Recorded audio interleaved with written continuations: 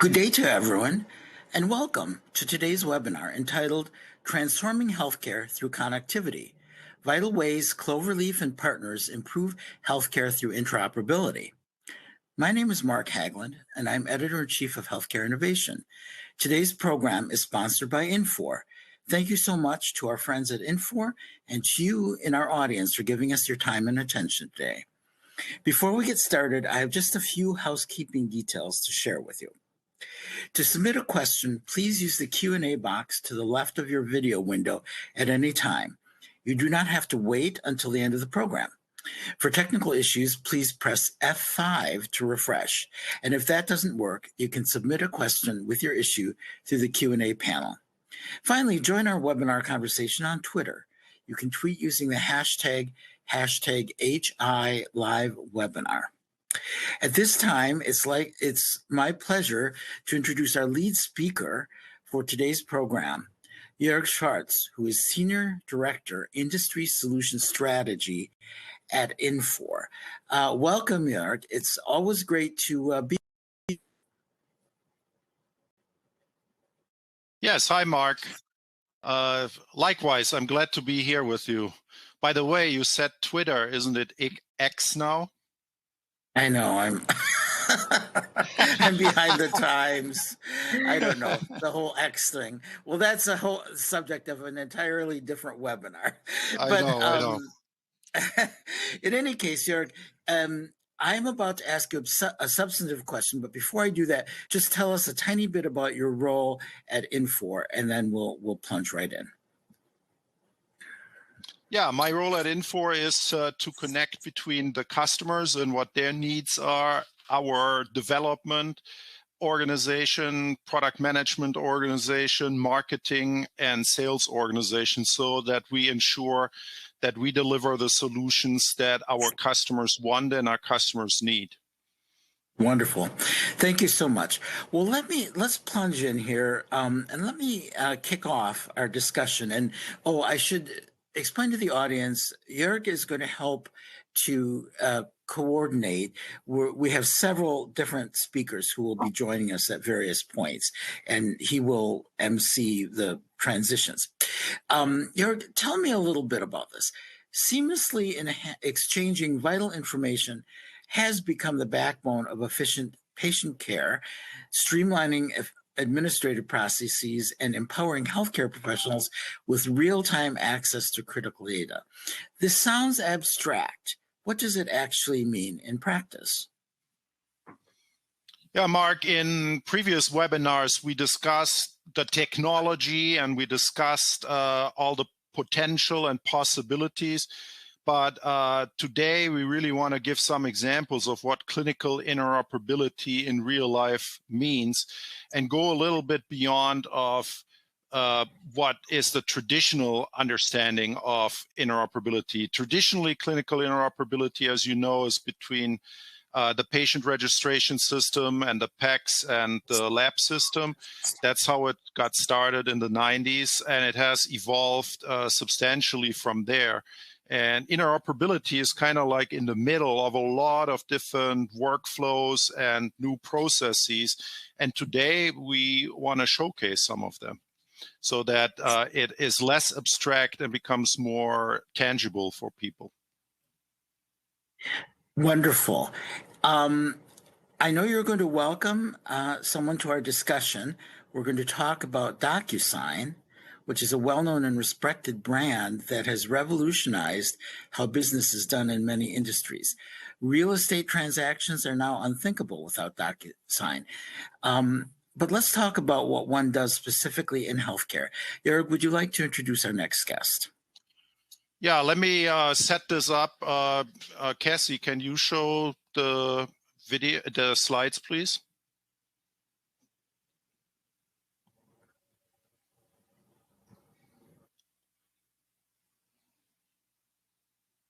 Okay.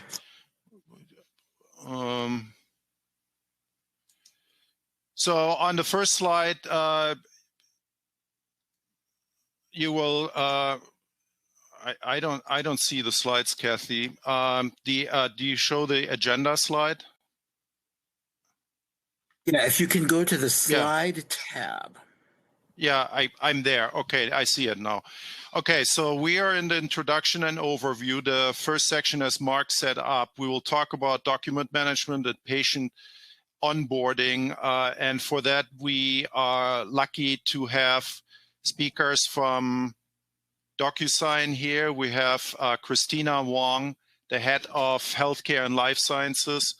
And we also have MJ Jackson, who's a vice president at DocuSign, and we will discuss the document management, patient onboarding, and also social determinants of health. After that, we have another distinguished guest here, Scott Vargas. He's from corporate development at another one of our customers, Innovalon, and he will talk about what they're doing with clinical data. They're the #1 clearinghouse in the country.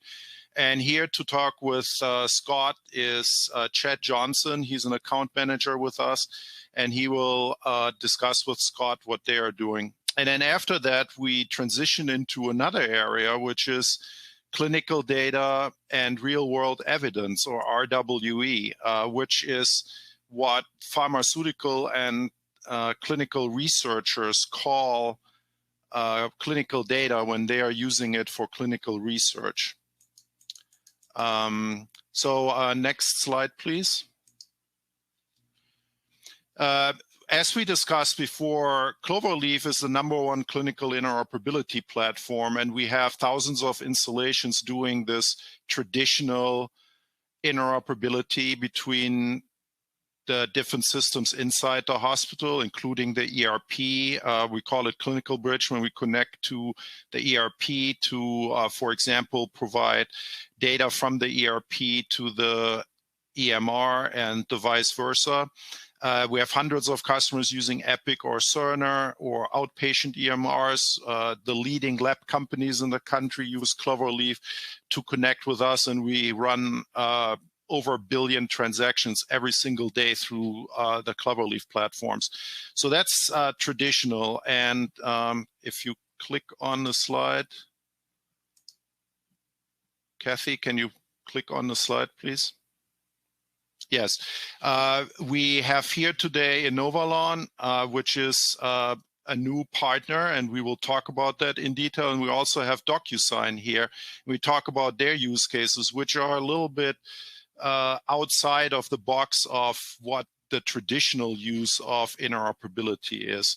When I say we're the #1 clinical interoperability platform, that's not only because we have the most installations in the market, but because we are also #1 based on Black Book. Kathy, can you please click on the slide? One more time. Yes, thank you.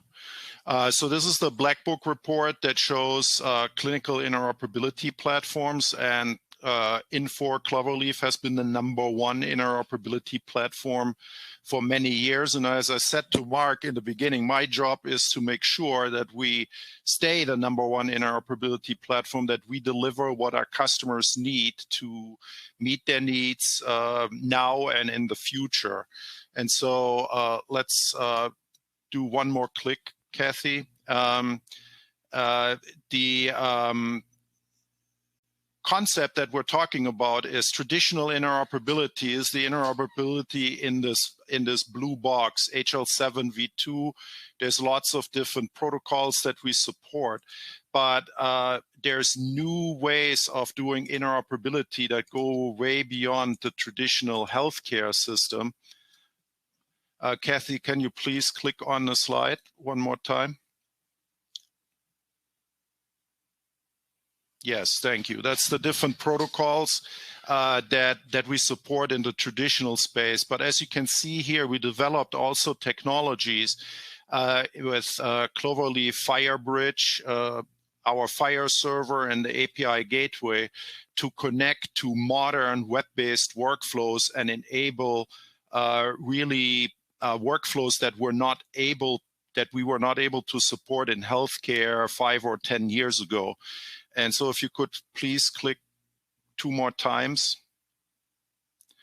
So one of the use cases is to use Cloverleaf to take clinical data, transform it, and put it into a data storage like Fire Server or AWS Health Lake, and then use it for data analytics or for clinical research. And we'll talk about that later with Alexis. And then we also support modern workflows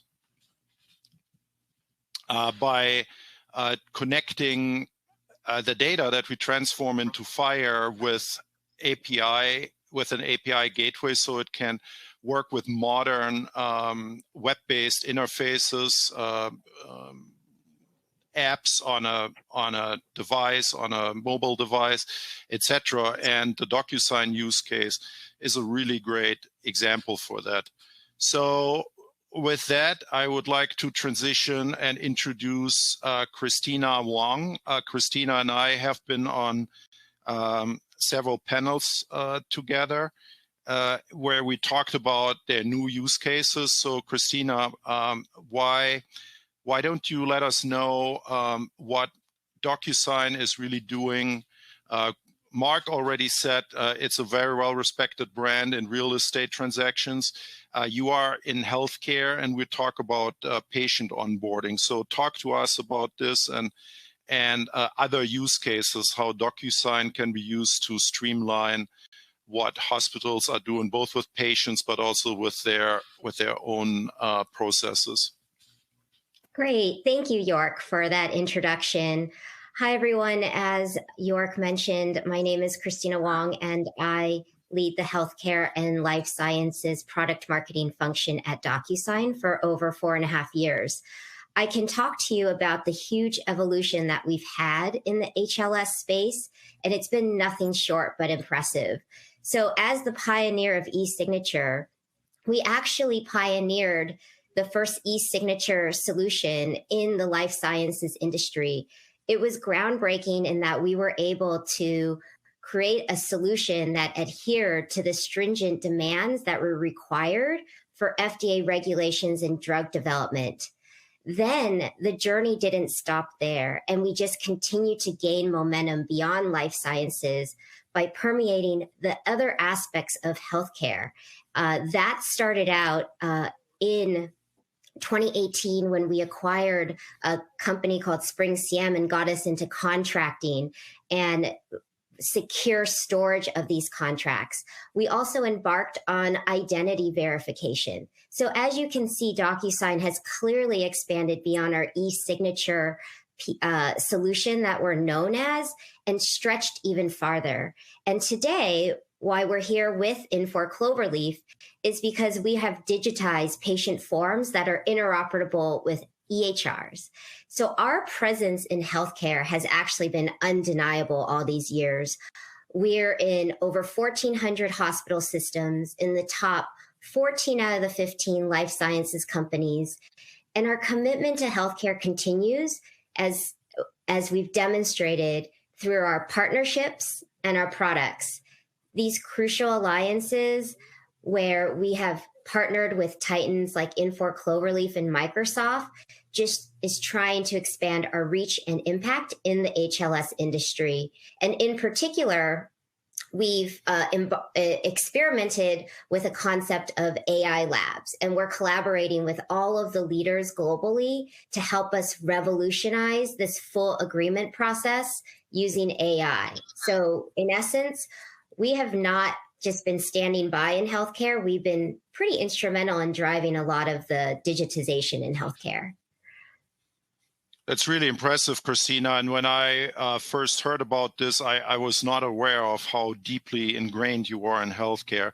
So can you explain, please, why interoperability is so important for the extended workflow, and maybe talk a little bit more in detail about the workflow of patient onboarding? Sure. So DocuSign knew that it was just table stakes for us to be interoperable in healthcare when you're talking about the patient. The patient is at the center. It's the patient of the journey. They're the center of this journey, as well as the interoperability allows DocuSign to be able to go across the care continuum. Because as you know, paperwork and documents are throughout the full industry. So interoperability is our compass.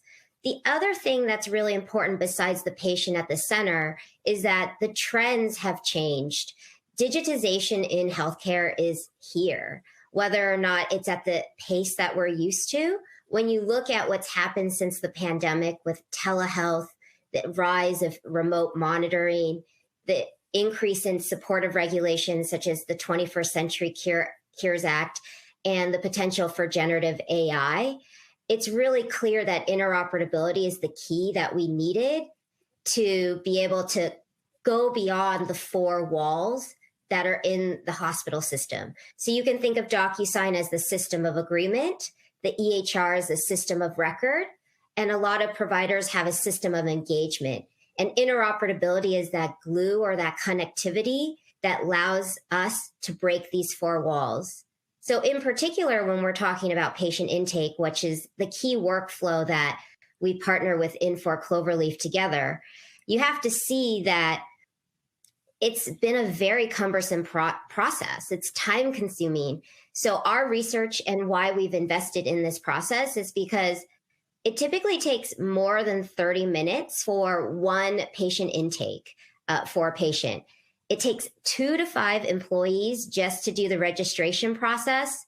And there's a huge risk that our providers have seen in lost informed consents. And this is on top of the staffing crisis that we've seen, where in March 2023, McKinsey had a report that said 45% of inpatient nurses, so that equates to like 2 million nurses, are likely to leave their roles in the next 6 months. So there is a better way, and it's really about transforming this process for not only the patients and the staff and the clinicians, but it's also good for the bottom line.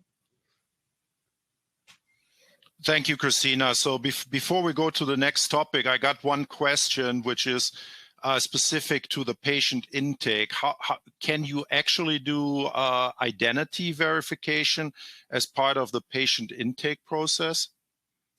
Yes. So the way that DocuSign thinks about the agreement process is that you have to prepare a document, you need to act on it, sign it, and manage it. So a critical part in the acting on is verifying your identity.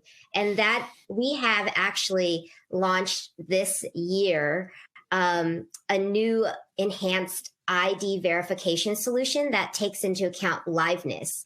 And it's AI enabled for biometric checks. So we can have the very basic identity verification where it's just get your camera, take a picture of the items, it automatically uploads digitally, all the way to adhering to EIDAS advanced qualification signature needs that are in Europe.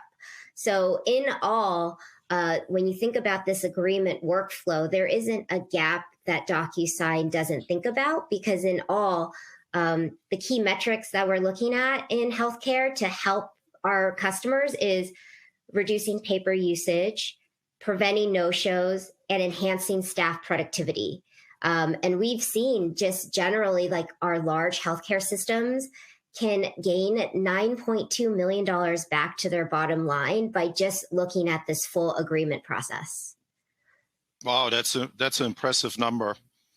Christina, I want to talk to you about social determinants of health. When we first met in person was at a panel discussion at I think HIMSS or VIVE, I forgot. But at one conference earlier this year, we met in person and we talked about social determinants of health. So can you tell us how this whole process really helps to address some of the issues with social determinants of health?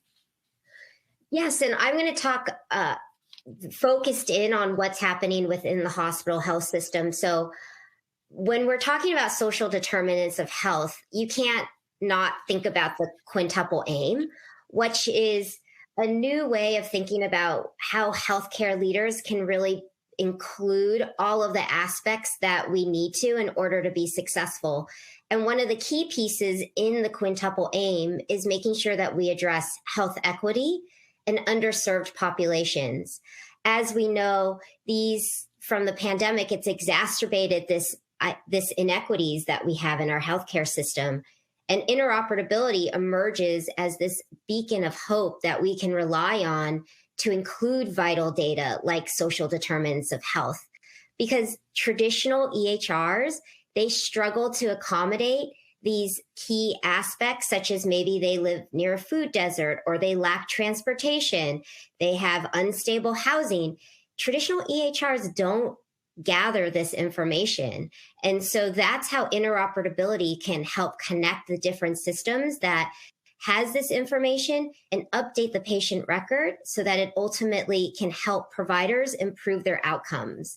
So just a little statistic about the fact that in 2022, the American Hospital Association did a survey, and they found that 83% of non-federal acute hospitals, they do collect this data. So this data exists, but 54% don't regularly get this data. And so there is that need for connectivity to get the data and to be able to shift it into where is the source of truth, which is that system of record that we just talked about. DocuSign did a survey of 101 healthcare leaders through the Gartner peer community, and 84% agreed that technology is instrumental in boosting trust, in boosting outcomes, and improving health equity and access. So in essence, interoperability and being able to connect this information is not only good for experience and bottom line, et cetera, that I talked about before, but addressing this key need that we have in our healthcare system today. Thank you, Christina. And one of the things that you mentioned is how other organizations outside of traditional healthcare are an essential part of this. So I want to bring in MJ Jackson. MJ is VP of Industries, and I think he's especially engaged in social determinants of health and health equity issues. So MJ, thank you for joining us today. No, my pleasure, York. Thank you for having me. I would like you to comment, MJ, on the connections with the government side and the public sector side and the healthcare side, because there's I would say, an unconventional link here when you talk about social determinants of health, because you want to bring in social workers, you want to bring in housing programs, all kinds of other services that are not directly related to healthcare, but are important for healthcare outcomes. No, absolutely. And just to pick up where Christina left off, the CDC defines health equity as the state of everyone having a fair and just opportunity to attain their highest level of healthcare. But you can't do that without taking into account three serious considerations. One is the historical and contemporary injustices that exist in the system. Number two is the commitment to overcoming economic and social determinants and addressing them. And finally, is to eliminate preventable disparities from a healthcare perspective. So if you take that definition and apply it to what we understand as social determinants of health and the benefits of interoperability, the government or public sector has experienced an interdependent relationship with the healthcare system from almost the very beginning. When we categorize health and human services, there are actually agencies that exist to address many of the social determinants on an enterprise level. So from child welfare to Medicaid, which currently covers 20% of the US population, disability and vocational rehabilitation, adult services, early childhood development, each of those services are often delivered in a silo. So as if the providers, when you try to coordinate clinical care, aren't already siloed enough, when you factor in, the social determinants and the providers who are addressing those other services outside the clinical walls, you get an exponential state of disconnectedness, right? So as Christina mentioned, DocuSign has a pretty established footprint on the healthcare side. Now, in public sector, we also enjoy relationships, or I should say we're entrusted by every one of the 50 states at state and local levels to automate these cumbersome and fragmented workflows. But as it relates to health and human services, we are certainly able to automate along certain milestones to ensure that intelligent workflows exist to address those health inequities. And that requires interoperability that goes between healthcare and those agencies as well, right? Data exchange. Absolutely. So I like to explain it this way. In the public sector specifically, upwards of 75% of all processes begin with some sort of a form. And that's typically eligibility and enrollment. So it's manual entry if it's not already automated. But then you move on to screening and consent forms, assessment and stratification of risk. That entire process often takes place multiple times as you have case managers and social workers assigned to each of those social determinant related processes. What the benefit of interoperability brings is not only for services to be predetermined if someone is eligible, but the results or the continuous monitoring of outcomes can then be fed back into the clinical health record so that true coordination of care can take place outside of the four walls of the clinical environment and across the entire care continuum of the human services element of health and human services. Yeah, thank you so much, MJ. That was a great explanation of social determinants and why interoperability is required there. Okay, I would like to thank you and Christina for your contribution. I think you made a really strong point of what interoperability can do to improve workflows beyond the four walls of the hospital today, and how that can help to streamline processes and improve outcomes. Chad Johnson, I would like to bring up now. Chad is an account executive here at Infor, and he works with a lot of companies like DocuSign and also Innovalon. So, Chad, can you explain to us what needs do you see right now in the market? What do you hear from your customers? Why are they needing now modern interoperability in this space? Yeah, you bet. Hi, York. Thanks for bringing me on, and great job so far on this webinar. One of the things I'm really seeing,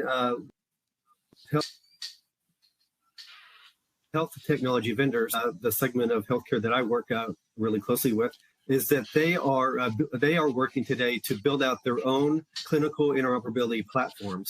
In the past, it seems like a lot of health technology vendors relied on the hospital's integration teams to send over clinical data to them so that in a format that they requested in, so that they can use it for in the various applications that they are selling to their healthcare or hospital customers.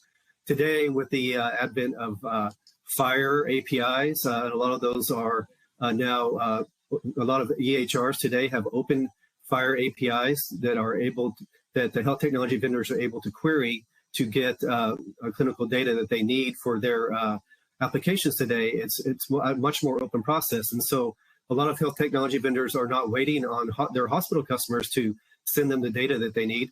They're building their own interoperability platforms using vendors like us, like Cloverleaf, who can really provide a lot of flexibility in what they can do with the data and how they can acquire that customer data from their hospital customers.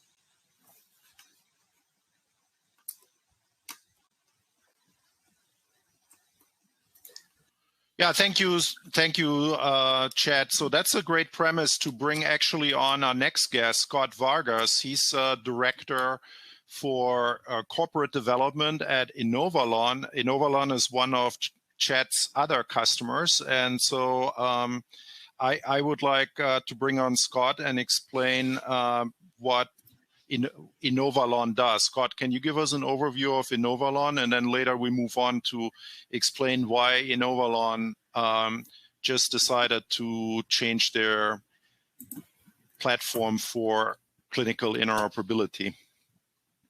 Yeah, absolutely. Thanks for having me. And I love the fact that Chad did a little bit of foreshadowing there in his last answer. We could start on the next slide, slide 11. And I think the first thing I'd like to do is give a little bit of background on Innovalon.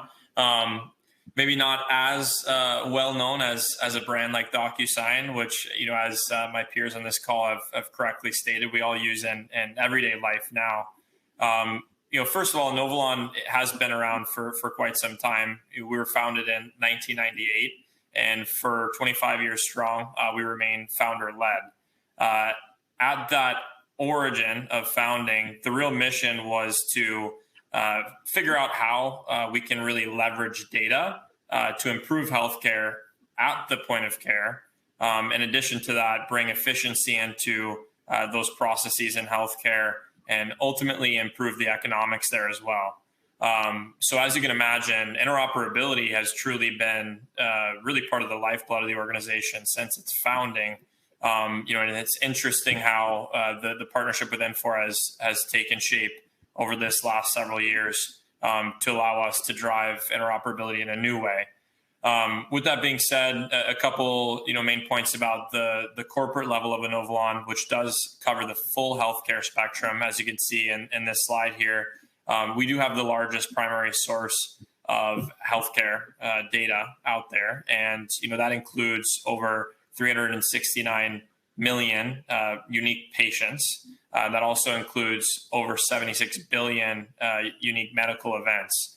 So as you can imagine, with an organization of that scale, it is extremely important for us to be able to exchange data and leverage that data in the correct way to really bring it back to that original mission. And my role is Director of Corporate Development for the provider business unit. So we really focus on how we can provide solutions to our provider organization customers. And with that, we do have a little bit of a different part of the business. And I'd like to cover, what that looks like. Really in my role, my responsibility is to build relationships with other companies and through those relationships drive revenue. Really, one of the main pieces there is building product partnerships where we can leverage technology that perhaps another vendor has perfected and ensure that our customers can take advantage of that value that technology provides. And in addition to that, of course, as corporate development suggests, look at any sort of strategic validation or sourcing of mergers and acquisitions. But today, I'd really like to focus in on those use cases we have. And on slide 12, I think it starts to depict the expansiveness of just our provider cloud solutions. We really have over 30 solutions that we're looking to connect into our interoperability platform, the integration engine of Infor Cloverleaf. And with that, we're going to be able to address one of the key problems that we've run into. And I'll get to that in a second. But first, a little background on the provider organization. The provider organization actually started a little bit after the Novolon corporate entity about 23 years ago. And at the core, we provided Medicare connectivity. So we're the first to kind of come out and provide a graphical user interface on top of Medicare's system and allow users to have a little bit of an easier interaction with that system. At that point, we continue to perfect that. And, to this day, we still process the vast majority of Medicare claims. With that, over the years, of course, 20 years is a long time. We've continued to add value in kind of three main areas. That's revenue cycle management solutions, workforce management, and care management. And over those years, we've continued to focus on bringing that into one key platform. And what we'll talk about today is the problem is we've had integration in a sense for our entire life. But what that's really looked like is kind of point-to-point integration, customer to customer. And, that takes a lot of resources. It takes a lot of resources from the customer side. It takes a lot of resources from our side. It takes a lot of time as well. And with that, we've also developed really deep partnership relationships. But, those also take a lot of time, and that does not allow us to address all customer needs because every customer is likely on a different set of core platforms that allow them to achieve all the different tasks that they have in a given day, given week, given month. And, really at our core, we're still trying to simplify those administrative tasks and, stick with those themes of, how do we allow our customers to provide that kind of patient-centric approach, and of course also reduce staff burden. So what we really looked for in an interoperability platform is how can we take all of that and make sure that we can address each and every customer's needs, which of course every customer has a specific need, a specific use case, a specific situation, and make sure we do so in a repeatable, scalable way with certainty, understanding that, hey, it does not matter what core system you have, we're able to address that. And I think that that's really where we went out to do a proper vendor evaluation. We looked at over 20 different platforms, and we focused on that ability to scale. We focused on that ability to provide flexibility to our group, flexibility in types of connections, flexibility in data formats. And as Chad correctly pointed out, one of the things that we've run into in the past is a customer might have a data format that's just slightly different than what we need. And now today, the real difference is we can come to the table and say, that's okay. We're able to translate that data format into what we need and then provide back to you what you need, and have that in a way that's streamlined. Yeah, thanks, Scott. Hey, I got a question kind of along those lines. So prior to using or building your own interoperability platform out, what was the pain of onboarding a new customer like? I imagine that having that flexibility is really going to enable Inovalon to expand your market share a lot faster. Yeah, I love that question. So, and it is one that we even get internally at times. An internal representative might ask, what's really the difference? We had an API gateway, and we've had one for a very long time.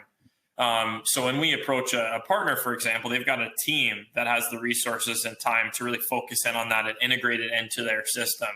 I think where we are really able to have success today is even if a customer has those resources, right? Even if it's a larger health system that has, numerous resources on their end that can help with a particular integration from a technical perspective.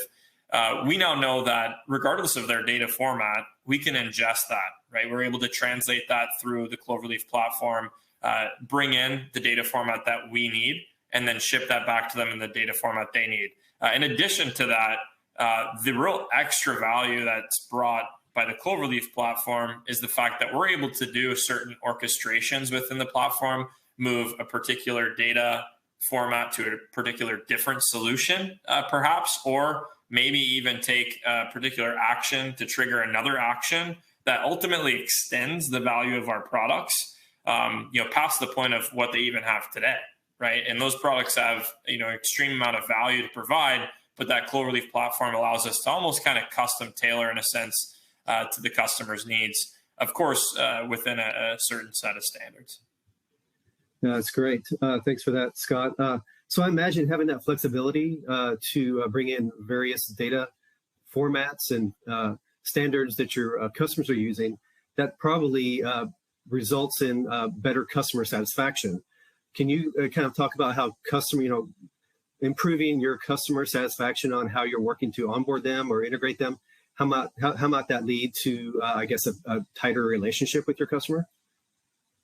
Yeah, absolutely. I think, at our core, one of the reasons why, customers ultimately come to us other than other similar platforms, is truly because of, our scalable infrastructure and scalable service that pairs with that, right?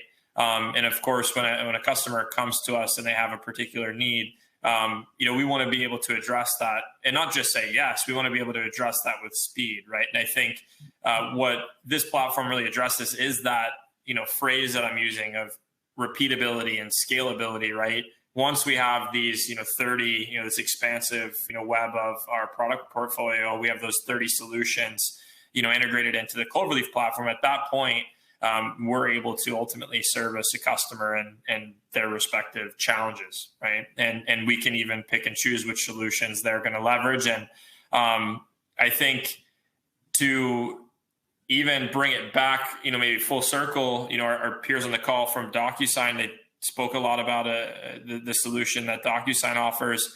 And you can think about a customer that might have need for intake workflows that DocuSign provides. You can see that that's not on this map, right? It's not part of our product portfolio today, but that is a part of that patient's journey as they come through, for example, revenue cycle management workflow and that patient's life cycle. And you can start to imagine the value we can provide by working with existing core systems that they have in place and allowing that to kind of connect into our workflow and then connect back to the customer, right? And that's where we see exponential gains, I think, in productivity on the customer side. And our ability to jump in and really connect into those workflows is, one of the main reasons why we pursued this initiative. Great. Yeah, Scott, what you just outlined is what we call orchestrated workflows. And I think that there's a lot of potential with these orchestrated workflows where you tie, one process and another process together, and you can do that very flexibly. So orchestrated workflows is, I think, a very interesting area that we can dive into. So thank you again for your insights, Scott. I would like to switch now to another topic. Thank you also, Chad, for your interview and for your insights. I would now like to move on to another area, which is clinical research. It's funny because Inovalon is actually in that area as well. If you saw on Scott's slide, they are working in this space as well. And I want to bring up Alexis Moores into the conversation. Alexis works here. She's a colleague of Chad as a senior account executive. She works with customers specifically in the life sciences space, but she's also a medical informaticist. She's studying right now, and so she brings a unique perspective to this. So welcome, Alexis. Thank you, York, and thank you for having me on the call. And I also want to thank everyone for being here, my peers as well as the guests. I'm looking forward to talking with you all a little bit more about interoperability and innovation in clinical research today. Yes, so let's talk about this. So from the perspective of a medical informaticist, can you explain to us what this shift from on the provider side, we talk about clinical data. When you talk to people in the life sciences space, they talk about RWE, real world evidence, and what's the difference? What is required? What are the benefits and what are the obstacles right now, Alexis? Absolutely. That's a great question, York.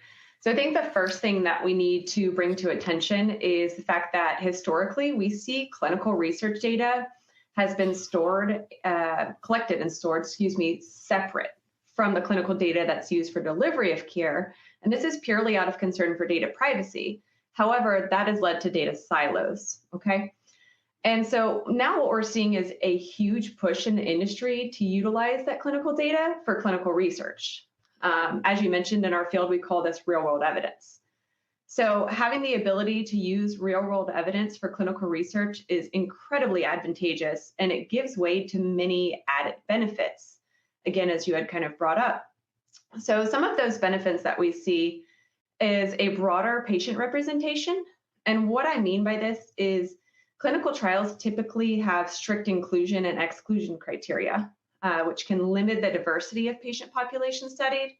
So with real-world evidence, what we can do as researchers, they can include more diverse and representative groups of patients. So this means the inclusion of those with comorbidities and other characteristics that might have been historically excluded from clinical trials, in addition to patients in your underrepresented demographics or hard to access geographical areas. And through this, we are able to aid in lowering the probability of trials that either never even get off the ground or have to be suspended due to an insufficient number of patients, with those exclusion criteria being met or the recruitment numbers with that exclusion criteria being met. Next up, I would say, is kind of coinciding with the first point, Real-world evidence can aid in generating a large sample size for clinical trials, which is very important. Real-world evidence enables the analysis of data from large patient populations, often comprising of thousands or even millions of patients. So having a large sample size can provide more statistical power and precision when addressing drug effectiveness and safety compared to smaller clinical trials. Staying on different benefits, a third benefit, one that I believe is especially important, is the added ability to monitor long-term and real-life outcomes. If you think about it, clinical trials are often conducted over a relatively short period if you're comparing that to a person's whole lifespan. They're under controlled conditions, and it might not fully capture the long-term effects of a drug or how it performs in real-life scenarios. So here we can take into consideration more criteria that would not otherwise be presented during the span of a clinical trial, considering those various criteria and, considering that various criteria. Next, let's shift our focus to money. This is incredibly notable when considering the exponential cost of a clinical trial. Clinical trials are definitely not a drop in the hat when it comes to cost. And the cost effectiveness of using real-world evidence is substantial. As I mentioned, conducting clinical trials is expensive and time-consuming, and oftentimes they're never even completed. They might get through phase 1, 2, even 3, and at that point in time, there's some disparities causing them to stop the trial. So by utilizing real-world evidence, drug developers can supplement the evidence gathered from clinical trials, potentially reducing any need for some additional costly studies or aiding in additional validation that might be needed as well. This can lead to cost savings and a more efficient drug process and that development process. Guess we could say, taking an opposite approach from money, let's look at safety, okay? Shift our focus from cost saving to the discussion of safety around real-world evidence use. We know and understand, obviously, the importance of safety and efficacy when it comes to drug development, but real-world evidence plays a crucial role in post-marketing surveillance. It allows for continuous monitoring of a drug's safety and effectiveness after it's been approved and made available to the general population. So if any rare or long-term side effects emerge, real-world evidence can help identify them, inform regulatory decisions, and healthcare practices as needed. And my last point, yeah, absolutely. No, Alexis, I'm really flabbergasted. These are so many benefits that you are listing to real-world evidence. Is this actually used today?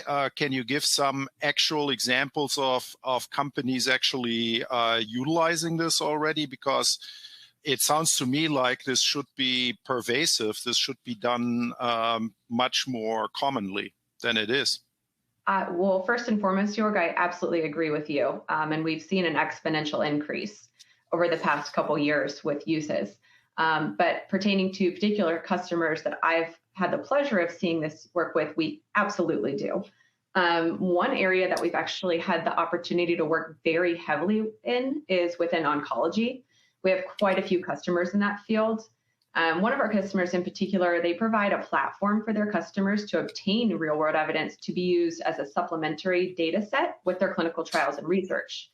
So some of the business challenges that they were facing was inability to integrate within various EHR systems to extract that real-world evidence, enabling new integration capabilities and lack of timely alerting and notifications. Essentially, they were seeking an interface engine to support their expanding workloads through the usability of real-world evidence and enabling their customers to then extract that information as well. Total interoperability in that field. Now, this isn't the only customer. We also have SciAps, which everyone is welcome to view our case study on SciAps as well. Very similar situation. And we have many more actually in the pipeline that we're finalizing some case studies on as well that will be available to the public. This is great. Thank you so much, Alexis. I think this highlighted a completely different area that we don't talk enough about, but that brings healthcare delivery data and clinical research together. It's also an area that I see that the ONC and the CDC are pushing towards. I just recently read a study that patients in the US are actually okay with this. Over 80% are okay sharing their data for clinical research. And we see with the ONC info blocking rule that they make it easier for healthcare organizations to utilize data for clinical research. So thank you very much for that overview. So Mark, thank you, Alexis. So Mark, you've been listening to this. What's your summary and conclusion from listening to all these different use cases of interoperability?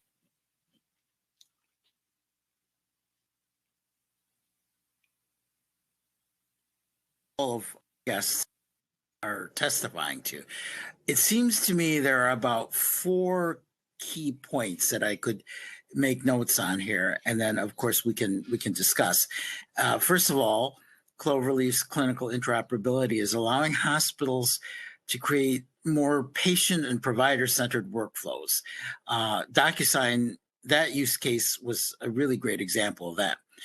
And then we heard about Inovalon focusing on creating added value from data as a platform where engineers and developers make sure that all the tools provide for a fast rollout, for secure transmission of data, and following all the latest technologies and according with regulations. Another point that was made is that the utility of clinical data for patients is only going to grow. And recent regulations like the Cures Act are going to provide the legal framework for more seamless integration for everyone's benefit, patients and providers. And another point I think that was made was that one of the areas where we'll see more adoption of clinical interoperability is in clinical research, as Alexis mentioned. And I agree with what you just said, which is most of us are not very familiar with that area. So I think it's fascinating. And I have to say, one of the things that I see in this discussion is healthcare is so interesting because we're constantly learning from people pioneering. And so when one team in one organization figures something out and innovates, pioneers, everybody learns from what they've done and we go forward. So it seems to me as though this is a wonderful example or set of examples of that. We're learning from each other, and all of the guests who have spoken are adding to that. So I hope that makes sense, Jörg. And then we have time just for a question or two. So let's go to that if we can. We have a question. Can you describe the DocuSign interoperability workflow? Would anyone take that? Yes, please. Hi. So essentially the way that it works is we can take, for an example, a new patient registration process where the person calls in and wants to schedule an appointment and they're new. So instead of the typical ways that providers either snail mail or, other manual processes that they have to do, all they have to do is send a DocuSign envelope, which gets to the patient via a text message or an email. And then with a simple click, they can just fill out the information digitally and it's responsive to their phone. And what's really neat is that anything that sending of the envelope on the administrative side, because of Infor Cloverleaf, it's automatically triggered. So that admin can program in the back what type of document needs to be sent automatically as long as they key that code in. So this flow that I'm walking through next is all automated because of the partnership with Infor Cloverleaf. So that means after they fill out the document, they sign it, they click OK, it automatically gets uploaded into the EHR, which includes Epic and Cerner or any EHR as well. And we can program it to where the admin or the nurse can get an email ping that says this is complete if they'd like. And then when the patient comes to the office, the form is already completed. They can sit and relax, and the provider can just go to the EHR, go to the patient record, and see the uploaded document and verify any information or have a conversation there. And nothing had to be done from a staff perspective to get all of that completed and into the EHR. I will mention the other part of the workflow that is critical that we are just live to this month is that documents, after they're filled out once, can be pre-populated in future forms. So if they fill out medication and allergies in certain particular fields, that will automatically show up in future forms so they don't have to refill it again. So that's wonderful. That's wonderful. Thank you so much, Christina. We really appreciate it. We have one more question, and we literally have 2 minutes to answer it. So I'll throw it over to you, Jörg, and if there's someone else who's appropriate to help out, that's great. And then we'll have to rush to our conclusion. But the other question is, as we learn more and more about our individual genetic differences, it appears that forthcoming data may well alter many of our current approaches and actions. Have you noted that? Wow, I wish we had an hour to answer that. But that's true. Do you have any quick thoughts, Jörg?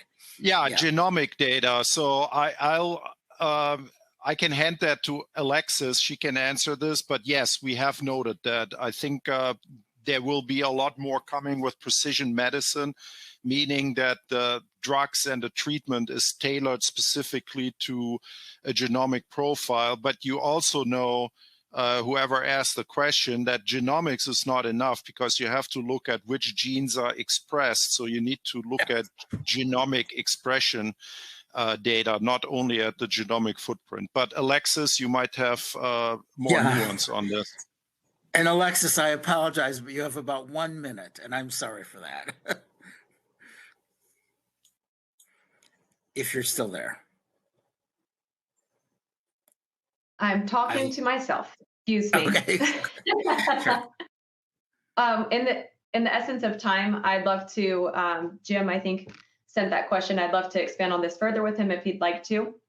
But with that being said, I really do believe Jörg kind of hit on that right on the head as far as there's many other areas that we need to pay attention to outside of just genomics and how all of that's going to integrate and work together.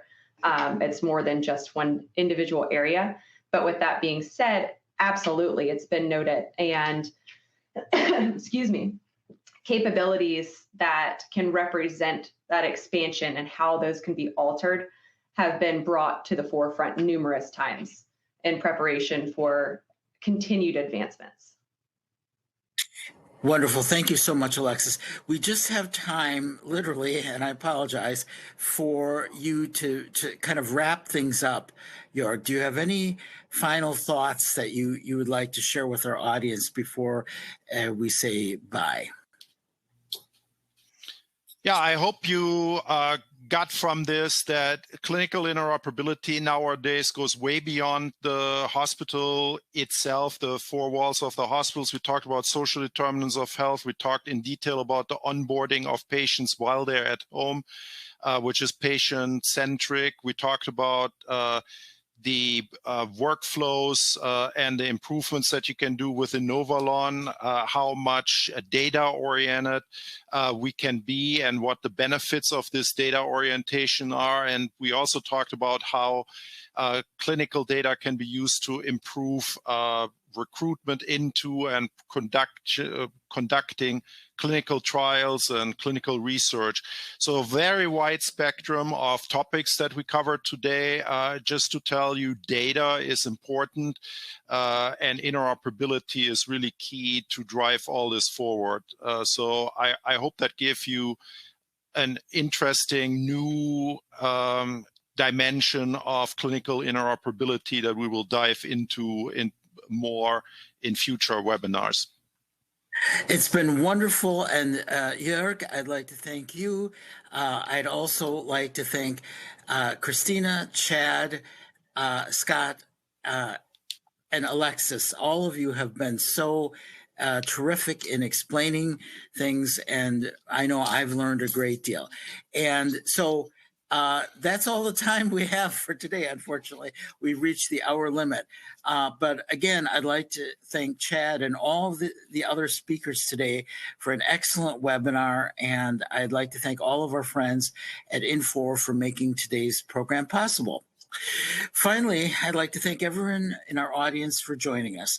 We hope you'll join us again in the future for another healthcare innovation webinar.